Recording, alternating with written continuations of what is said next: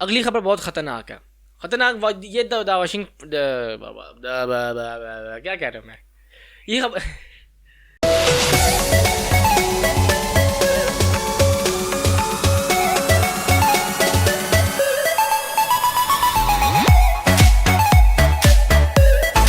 अस्सलाम वालेकुम गाइस, कैसे आप लोग। तो आज की इस वीकली गॉसिप्स की वीडियो में हम आपको ये बताएंगे कि जो बाइडन साहब ने एक मुस्लिम खातून को एक फेडरल जज मुंतखब कर दिया। मोदी साहब का टेलीप्रॉम्प्टर एक आलमी समिट में बंद हो गया और बहुत कुछ। तो चलिए शुरू करते हैं।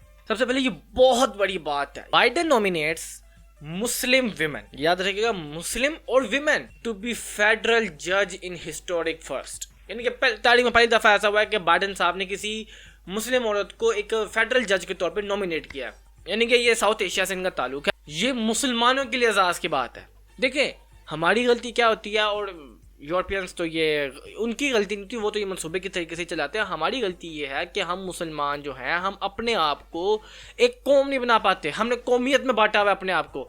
ये बांग्लादेशी है, ये पाकिस्तानी है, ये हिंदुस्तानी है, ये ईरानी है, ये अफगानी है, ये तुर्की, ये तुर्किश है, ये अरबी है, ये फलाना है, ये फलाना है। तो ये बहुत अच्छी बात है, इससे मुसलमानों को काफ़ी ज़्यादा फ़ायदा होगा। देखिए अमेरिका वो मुल्क है जिसने सबसे ज़्यादा इसराइल के साथ मिल के मुसलमानों के ख़िलाफ़ काम किया। उसी अमेरिका में किसी मुस्लिम औरत को एक फेडरल जज की हैसियत दे दी गई है। Russia's military is again on the move, adding pressure on Ukraine as invasion fears grow. शायद आपको याद हो 1979 में भी कुछ ऐसा ही हुआ था। रशिया पूरी आबोताब से आया था, यूएसएसआर पूरी आबोताब से आया हुआ था और अफगानिस्तान में आया हुआ था। 14 साल उसने जंग लड़ी है, 92 में वो निकला। अब यहाँ पे क्या हो गया, रशिया को चढ़ गया तब। और एक और चीज मैं बता दूं, यूक्रेन नेटो का ऐसा नहीं है, लेकिन अमेरिका फिर चढ़ गया। वही जो जापान वाली मैंने आपको बात की थी आते 3-4 वीकली गॉसिप्स पहले। इंडिया वाली मैंने बात कर तो मैं कि इंडिया हमेशा समझता है कि अमेरिका हमारा बहुत बड़ा दिल दादा है। ऐसी बात नहीं है, तो चाइना की वजह से वो आपको उठा रहा है। अब यहाँ पे यूक्रेन को कोई, अमेरिका को कोई इश्क नहीं है यूक्रेन से, क्योंकि वहां पे मॉस्को खड़ा है। मॉस्को एक सुपर पावर है, एटॉमिक पावर है, सबसे ज्यादा न्यूक्लियर हथियार इनके पास है और सबसे खतरनाक भी इनके पास है। और लग रहा है कि इस टाइम मतलब जो एक टेंशन बनी हुई है, मतलब यूक्रेन और रशिया के बीच में एक बहुत खतरनाक हद तक एक टेंशन बन चुकी है, जो कि इस खत्ते के लिए और स्पेशली यूरोप के लिए तो बहुत खतरनाक है। अगर जंग छिड़ गई तो यूरोप तबाह हो जाएगा। यूक्रेन के अंदर इतनी पसली नहीं है कि वो अकेले रूस का मुकाबला कर सके। अच्छा, अब आप कहेंगे यार अमेरिका आ जाएगा। अब जब अमेरिका का नाम लेते तो आप कहेंगे ऑस्ट्रेलिया भी आ जाएगा, चले इंग्लैंड भी आ गया, वो जी ऑकलैंड भी आ गया आपका, न्यूजीलैंड, ओटावा भी आ गया आपका। लेकिन आपको क्या लगता है कि ऑस्ट्रेलिया 7 और न्यूजीलैंड 7 समुद्र पार से आएगा सिर्फ यूक्रेन की मदद करने? मुझे नहीं लगता कि वो इतना बड़ा खतरा मोल लेंगे। रशिया का तो बॉर्डर लगता है यूक्रेन से, चाइना भी ये बहुत करीब है यूक्रेन के। तो यहाँ पर यूक्रेन की शिकस्त वाज़ेह है, जो चाहे मर्जी कर ले आप। ये एक ऐसी जंग है कि या तो मुज़ाकरात करो या जंग लड़ो। Teleprompter glitch during WEF summit exposes Moody's auditory skills. Auditory skills कहते हैं कि जैसे ओरल है ना, कि आपने ओरल सुनाना है, जुबानी सुनाना है, तो वो जो जुबानी की जो बोलने की जो सलाहियत है ना, वो एक्सपोज कर दिया है टेलीप्रॉम्प्टर है। टेलीप्रॉम्प्टर ये होता है कि ये बहुत बड़ा कैमरा होता है, कैमरे के नीचे ना लाइन चल रही होती है स्पीच के तौर पे। नवाज शरीफ बात करते थे ना कैमरे के जरिए, या आजकल अगर अपने खतों किताबत करते हैं ये अपनी पार्टी से, तो नवाज शरीफ टेलीप्रॉम्प्टर यूज करते हैं कि सामने कैमरा होता है, नीचे वो हेडलाइन चल रही होती है, हेडलाइन के तरीके से वो चल रही, तो वो ऐसे पढ़ रहे होते हैं। अच्छा जी, आज मैं चाहता हूँ। देखें ये किसी भी मुल्क के लिए काफ़ी शर्मिंदगी की बात है। अब आप कहेंगे कि यार वो टेलीप्रॉम्प्टर में तो कोई खुद से भी लिख सकता है।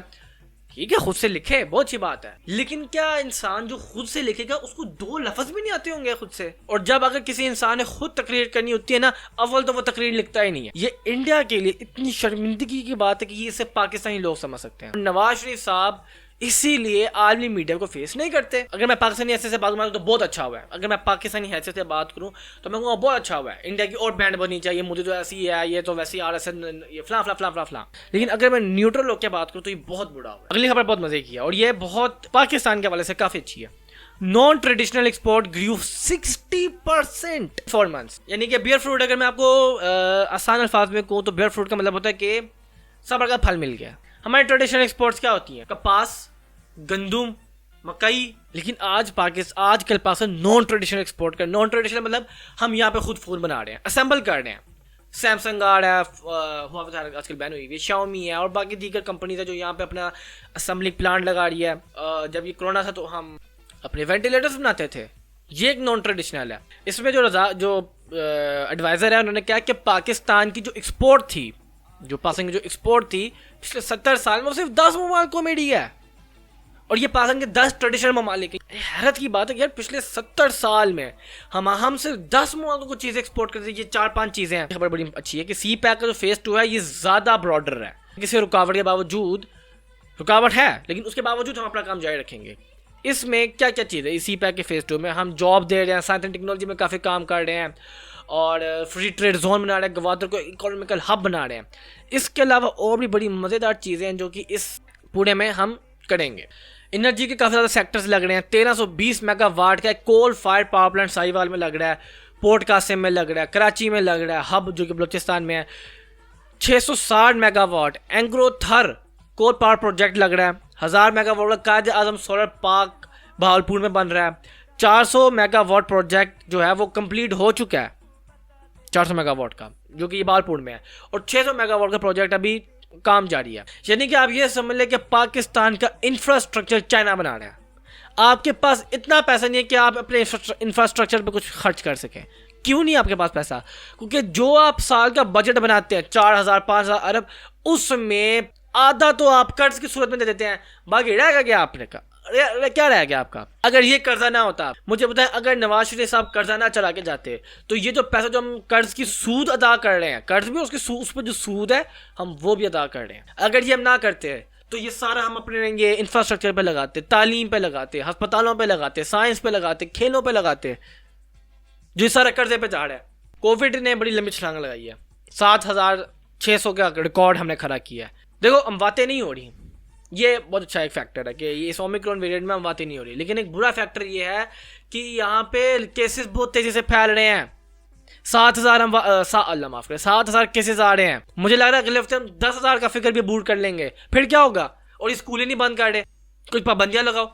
नहीं, बड़े बच्चों को नहीं होना, जिन्होंने वैक्सीन लगा लिया उनको नहीं होना, जो बच्चे हैं उनको होगा। और जो छोटे छोटे बच्चे हैं उनको कैसे उनको मुझे बताएं, जिनको वैक्सीन लग गई है उनको क्या दोबारा नहीं हो सकता? न्यूज़ वाले कहते हैं कि ये बच्चों को भी हो रहा है। सिंध में काफ़ी ज़्यादा बच्चे हैं, नौजवान, जिनको ओमिक्रॉन वेरिएंट लग गया है, और यहाँ पे हमारे शफकत महमूद साहब और मुराद राज साहब वो अपनी गंगा पे बहा रहे हैं अपनी। अल्लाह हमें बचाए और एहतियात करो। हमारी अभी इतनी पसली नहीं है कि हम 10,000 का हम कर पाएँ। अगर आपको मेरी वीडियो पसंद आई तो लाइक, शेयर, कमेंट, सब्सक्राइब कर दीजिएगा। मैं मिलता हूँ आपको अपनी अगली वीडियो में, तब तक के लिए अलविदा। वो हाथ काटे फिर भी हम खिला रहे, दूध आस्तीन के सांप को पिला रहे। Who the fuck told you I was offended? मैं तो chill और ये beats पे चिल्ला रहे। Fucking visionary बेटा, मुझे visions आ रहे। मेरी कोशिश है कि कोई भी लड़का पीछे ना रहे।